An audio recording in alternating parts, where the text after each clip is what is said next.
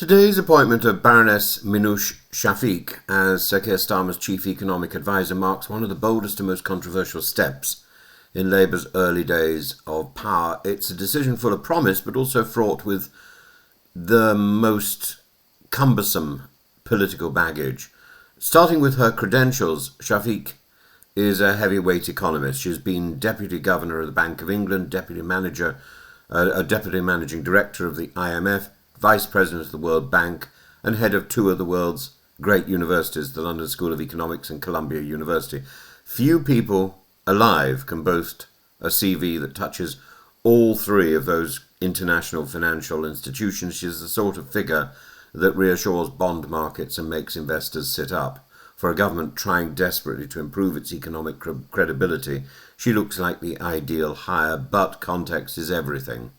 And Starmer's government is under fire. Rachel Reeves has been bruised, first by her ill-judged plan to remove winter fuel payments from 10 million pensioners, and now by her struggle to plug a £20 billion hole in the public finances.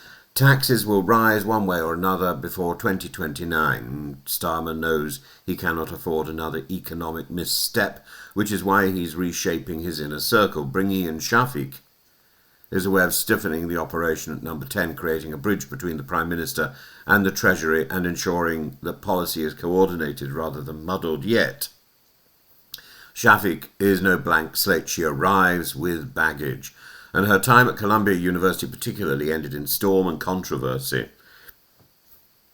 She was forced to resign last year after months of criticism over her handling of campus protests during the Israel-Hamas war. To some Jewish students, she failed to protect them from anti-Semitism. To pro-Palestinian groups, she became the villain for calling in the New York police and ordering mass arrests.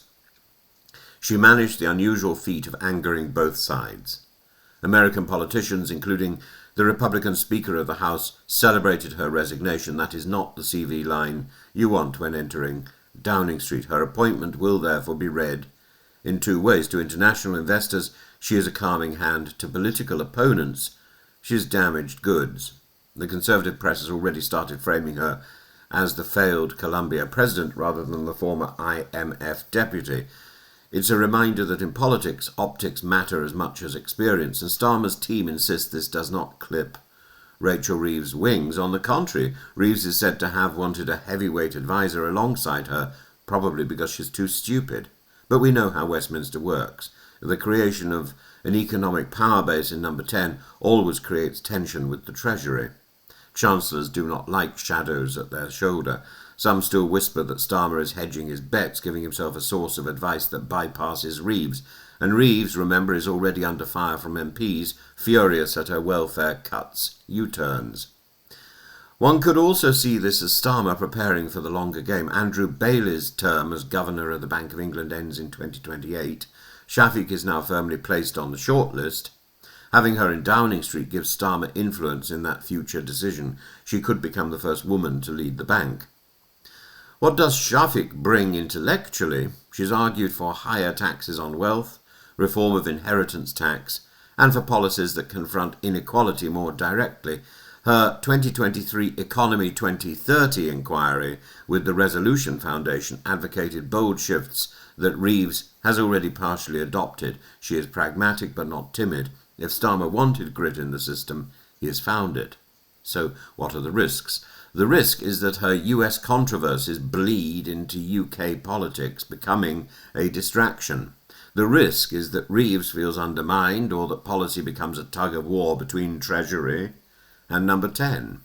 And the risk is that voters, already sceptical about Labour's economic credibility, see more technocracy and less clarity. And there is also opportunity. If Shafik helps deliver a coherent pro-growth budget in November, if she can reassure the markets and international investors, if she gives Starmer credible economic compass, then this appointment could be judged a masterstroke. Baroness Minouche Shafik is not a safe appointment. She is not universally admired, but she is formidable, and she signals ambition.